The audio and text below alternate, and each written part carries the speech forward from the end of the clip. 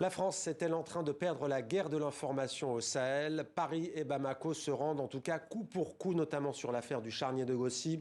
Et la Russie n'hésite pas à souffler sur les braises du sentiment anti-français. Avec nous pour en parler, Emmanuel Dupuis, bonsoir. Soyez le bienvenu sur TV5. Vous êtes spécialiste des questions de défense et de sécurité, président de l'Institut Prospective et Sécurité en Europe, IPSE. Nicolas Normand, le Mali, vous connaissez très bien. Vous y avez été ambassadeur de France jusqu'en 2006. C'est bien ça. Avant de vous donner la parole, on va revenir sur cet épisode, le dernier en date qui provoque de vives tensions entre Bamako et Paris. Tout est parti de la découverte d'un charnier à Gossi, au Mali.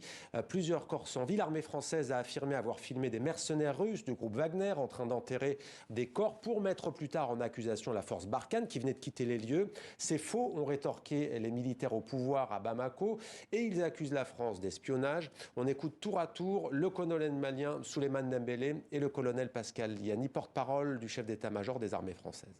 La force Barkhane était plus prompte à espionner que d'être là pour lutter contre le terrorisme.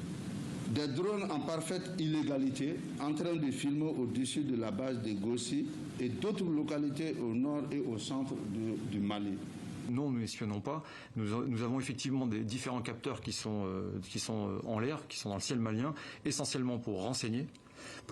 D'abord pour neutraliser des groupes armés terroristes, et nous le faisons dans le cadre des accords qui ont été passés entre les autorités maliennes et les autorités françaises. Je pense notamment aux accords qui datent de 2013 et qui sont toujours en vigueur. Donc en fait, nous avions le choix. Soit nous ne disions rien et donc nous étions accusés d'avoir commis des crimes de guerre et des pires exactions qui soient, soit nous diffusions les images que nous avions captées pour montrer notre bonne foi et pour montrer que nous ne nous étions pas rendus coupables de crimes de guerre.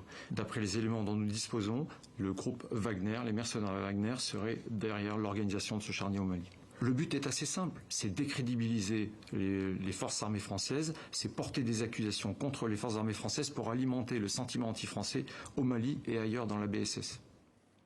Voilà, Nicolas Normand, c'est intéressant parce que le porte-parole des armées françaises dit soit on ne faisait rien, soit et on se laissait accuser, soit la France est presque entraînée, on a le sentiment, dans cette guerre de l'information malgré elle. Alors, on est un peu entraîné dans cette guerre de l'information malgré nous. Ce sont vraiment les Russes qui ont déchaîné une offensive anti-française sur les réseaux sociaux maliens en diffusant des quantités de vidéos, de fake news anti-française sur tous les sujets. JT notamment, on s'en souvient. Voilà, alors ils ont organisé tout à fait cyniquement cette espèce d'opération, ce montage grossier pour faire croire que l'armée française avait commis des crimes de guerre. Donc ils ont pris des cadavres de gens qu'ils avaient eux-mêmes tués très probablement, ils les ont enterrés et ils ont été pris sur le fait, la main dans le sac, par des drones qui les ont filmés. Donc là, heureusement, la France a marqué un point, parce qu'il faut riposter un petit peu. Le problème, c'est que nous ne pouvons pas riposter par des mensonges, parce que la France a des valeurs, c'est un pays démocratique, tandis que les Russes sont prêts à toutes les manipulations et à tous les mensonges. Vous dites donc on n'est pas en position d'égalité. Quand même. Vous dites la France a marqué un point, mais Emmanuel Dupuis, je me tourne vers vous. Les éléments produits par la France sont-ils vraiment de nature à convaincre l'opinion publique malienne? Pas sûr. Oui, non, ils sont de nature à convaincre, au contraire. D'ailleurs, ces images sont assez claires. On voit le charnier, on voit des membres des FAMA recourir le charnier, mais on voit surtout des ressortissants de type caucasien, c'est le terme qu'a utilisé le colonel Pascal Liani, filmer la scène. Donc on voit bien que c'est une manipulation. Et on voit bien d'ailleurs, comme le dit Nicolas, que ensuite, dans les minutes qui ont suivi, ça a été relayé par des comptes dont on sait, par le passé, qu'elles ont relayé des informations du groupe Wagner. Pourquoi peut-on affirmer cela? Déjà, depuis 2018, en République centrafricaine, il y a la même tentative, et on voit d'ailleurs des deux voitures qui sont là, sont des véhicules blindés utilisés par le groupe Wagner. Donc oui, il s'agit bien du groupe Wagner, il ne s'agit pas de militaires français. Oui, il s'agit bien d'une opération qui s'est déroulée 3 jours après que les militaires français soient partis. Et oui, les militaires français ont toujours des capteurs sur la région pour une raison très simple, c'est qu'il reste encore 2 bases. Il reste encore 2600 militaires et nous n'avons pas encore totalement redéployer notre dispositif. Mais la méthode française interroge, c'est vrai que de la part d'une démocratie, pour suivre des images de la sorte, ça en a surpris plus d'un. C'est plutôt se mettre encore une fois à un pied d'égalité avec des pays comme la Russie. Est-ce que vous n'avez pas été surpris, comme l'ont été de nombreux observateurs? Non, pas du tout, parce que l'armée française a expliqué qu'elle n'était pas du tout dans l'illégalité. La zone de Gossi n'était pas une zone d'interdiction de survol à l'époque où ces images ont été faites.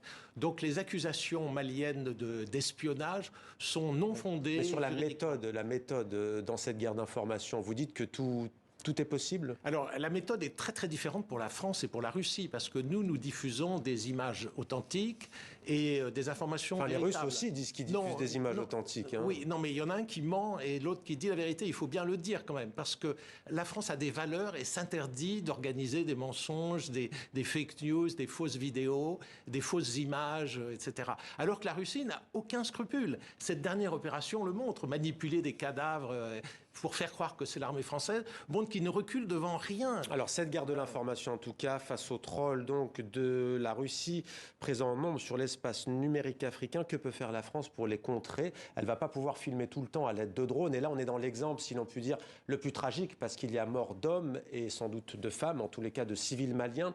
Mais que peut faire la France pour contrer cette propagande anti-française? Alors déjà, il faut rappeler que les capteurs en question, les drones dont disposent les militaires français, ne sont pas là pour vérifier si oui ou non il y a des manipulations contre les forces armées françaises, mais pour surveiller le territoire et pour lutter contre les groupes armés terroristes. Ça a été rappelé, il y avait 6 bases. On aurait presque oublié qu'il y avait des djihadistes quand même dans la région. Hein. Oui, et on verra d'ailleurs tout à l'heure si c'est pas eux les grands gagnants. Il ne faut pas l'oublier parce que déjà au mois de février, il y a eu des résultats assez probants, une trentaine ont été mises hors d'état de nuire par les militaires français.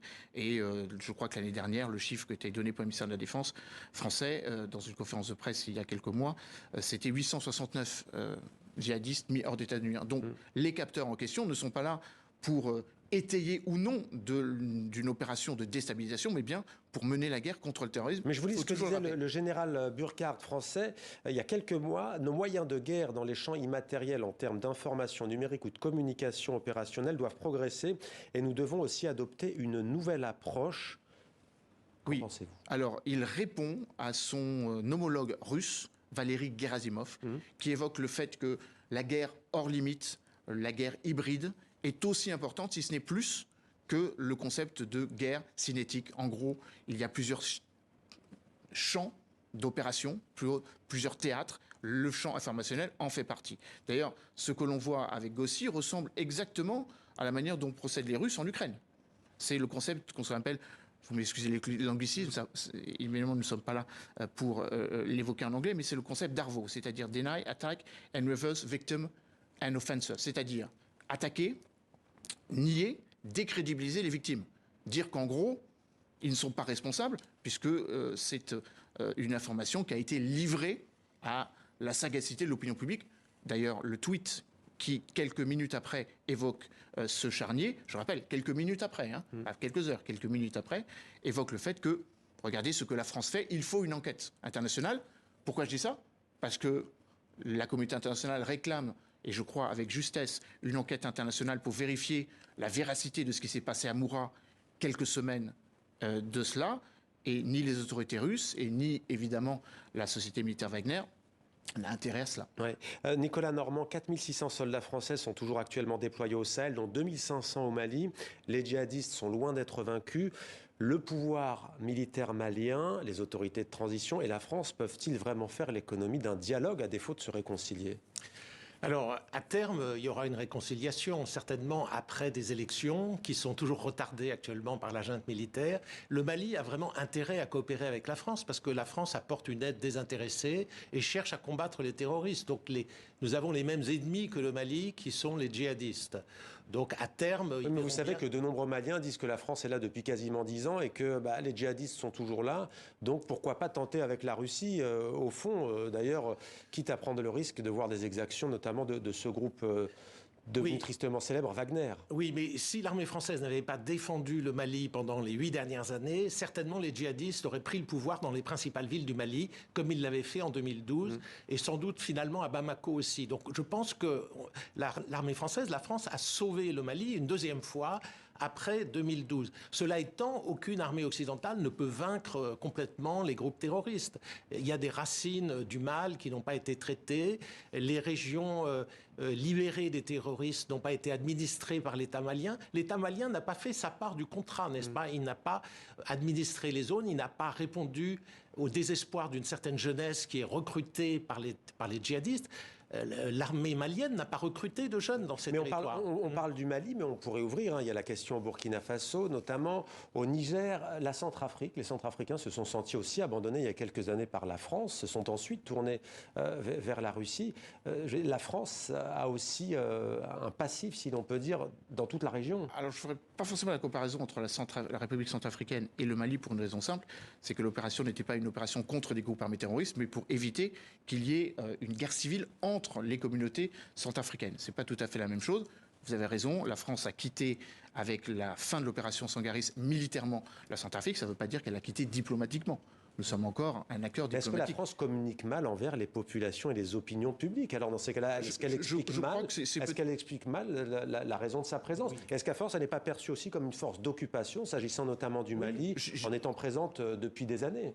Juste avant de donner la parole à Nicolas, oui, sans doute qu'il y a des efforts à faire en termes de communication, mais la vraie question à se poser, c'est pourquoi y a-t-il cette mobilisation au Mali, alors qu'au Niger, la présence militaire française semble même si évidemment il y a une mobilisation de la société civile, beaucoup plus acceptée. Il y a une semaine, un vote au Parlement a autorisé le déploiement de 900 militaires français supplémentaires, ceux justement qui quittent les bases qui vont être fermées. Les bases françaises seront totalement fermées d'ici l'été. Et donc, d'une certaine façon, il y a une sorte de vase concomitant. La lutte contre les djihadistes se poursuit. Des pays voisins, Mali, n'étant plus le Mali ne voulant plus la présence française, mais la présence française est encore acceptée malgré le coup d'État au Burkina Faso et au Niger également. Et il nous reste 30 secondes, monsieur l'ambassadeur, si je puis dire. Emmanuel Macron vient d'être réélu. Pourquoi ne prend-il pas la démarche d'inviter tout simplement le principal homme fort du Mali aujourd'hui? Parce qu'il ne viendrait pas. Il y a déjà eu une tentative pour Emmanuel Macron d'aller, il n'y a pas très longtemps, au Mali, et ça a été bloqué, en fait, au niveau du Mali. Les Maliens se sont tournés vers les Russes, mais les Russes n'apporteront pas de solution, parce que ce qu'ils souhaitent, c'est combattre les Français et les pays occidentaux. Ce n'est pas défendre le Mali, ça me paraît clair. Merci beaucoup, Nicolas Normand, et merci Emmanuel Dupuis pour votre éclairage. Ce soir, dans 64 minutes sur TV5.